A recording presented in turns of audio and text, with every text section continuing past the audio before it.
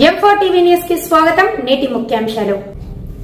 M4 TV news ప్రేక్షకులకు నిజాయితీగా నిర్భయంగా ఎప్పటికప్పుడు తాజా కబుర్లు, భక్తి గీతాలు m4tvnews.com వెబ్సైట్ యాప్లు ప్రచురితం ప్రత్యేక ప్రసారం చేస్తుంది. వార్తలు ప్రకటనల కోసం సంప్రదించవలసిన సెల్ ఫోన్ నెంబర్లు 9666665026 9014163335.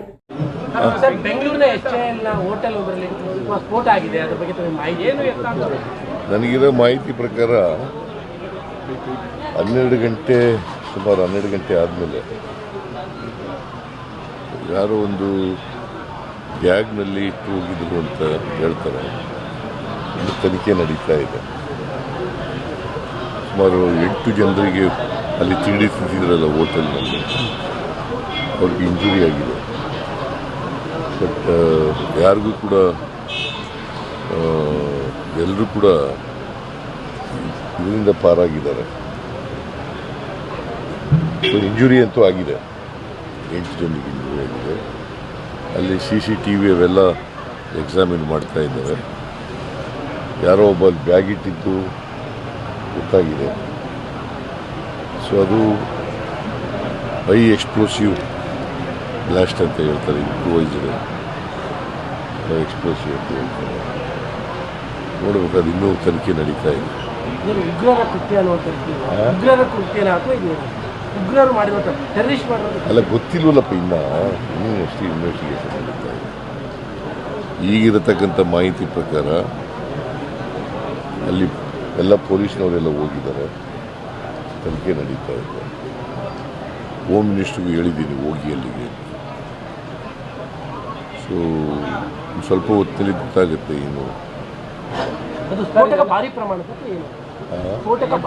ಭಾರಿ ಪ್ರಮಾಣ ಏನಿಲ್ಲ, ಸಣ್ಣ ಪ್ರಮಾಣದವರು ಕೂಡ ಇಂಪ್ರೂವೈಸ್ಡ್ ಬ್ಲಾಸ್ಟ್ ಅಂತ ಹೇಳ್ತಾರೆ. ಎಲೆಕ್ಷನ್ ಟೈಮು ಇದೆಲ್ಲ ಈ ಥರ ಬ್ಲಾಸ್ಟ್ ಅದೆಲ್ಲ ಅಂದಾಗ ಕಾನೂನು ಸುವ್ಯವಸ್ಥೆ ಪ್ರಶ್ನೆಗಳನ್ನ ಜಾಸ್ತಿ ಹೆಚ್ಚಾಗಿ ಶುರು ಮಾಡ್ತಾರೆ ಸರ್. ಎಲ್ಲ ಕಾಲದಲ್ಲೂ ನಡೆದಿದ್ದಾವೆ ಇದು, ಬಟ್ ನಡಿಬಾರದು. ಬಟ್ ನೋಡೋಣ ಅದೇನು ಅಂತ.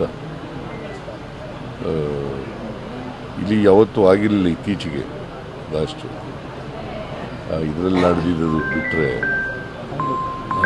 ಮಂಗಳೂರಿನಲ್ಲಿ ಆಗಿರೋದು ಬಿಟ್ಟರೆ ಅದು ಸಣ್ಣ ಪ್ರಮಾಣದಲ್ಲಿ ಬಿಟ್ಟರೆ ಪುನಃ ಆಗಿರಲಿಲ್ಲ. BJP ಗೌರ್ಮೆಂಟಲ್ಲೇ ಆಗಿದ್ದರು. ಅದು